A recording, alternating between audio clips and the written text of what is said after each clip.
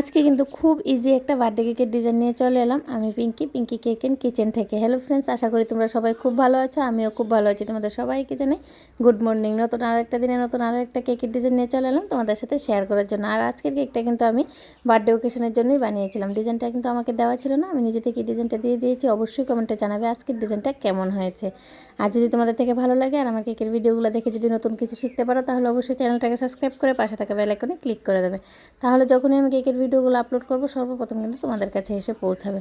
তো আমি প্রথমে কেকের মধ্যে ক্রিমটাকে ভালো করে লাগিয়ে নিচ্ছি আর সুন্দর করে ফিনিশিংটা দিয়ে দেবো। ফিনিশিংটা চেষ্টা করতে হবে একটু ভালো করে দেওয়ার জন্য, তা না হলে কিন্তু কেকের ডিজাইনটা দেখতে একদমই ভালো লাগবে না। আজকের কেকের ডিজাইনটা যেহেতু একটু হেভি ওয়ার্ক হবে, তাহলে ফিনিশিংটা একটু সমস্যা হলেও কোনো প্রবলেম হবে না, ডিজাইন দিয়ে সমস্যার সমাধান হয়ে যাবে। তো নিচে দেখো আমি নোজলের সাহায্যে কিছু ফ্লাওয়ার বানিয়ে দিচ্ছি, আর এখানে আমি কিন্তু অনেক রকমের কালার ইউজ করেছি।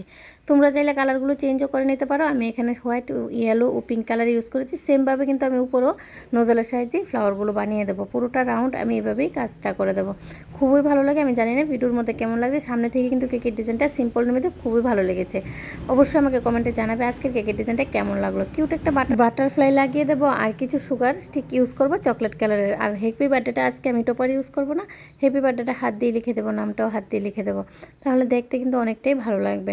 তো আজকের কেকের ডিজাইন এই পর্যন্তই। নেক্সট টাইম নতুন আরও একটা কেকের ভিডিও নিয়ে তোমাদের সবার সাথে আবার দেখা হবে। সবাই খুব ভালো থেকো, সুস্থ থেকো আর অনেক অনেক আনন্দ থেকো। আর আমার কেকের ভিডিওটা পুরোপুরি দেখার জন্য তোমাদের সকলকে জানাই অনেক অনেক ধন্যবাদ। রাতে রাতে ফ্রেন্ডস।